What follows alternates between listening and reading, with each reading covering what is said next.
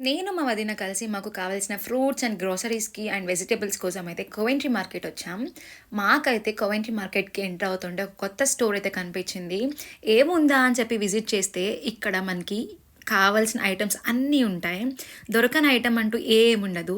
మన ఇండియాలో మనం మార్కెట్‌కి వెళ్తే అన్ని వెజిటబుల్స్, ఫ్రూట్స్ ఎలా దొరికేస్తాయో ఈ స్టోర్‌కి వెళ్లి విజిట్ చేస్తే చాలు.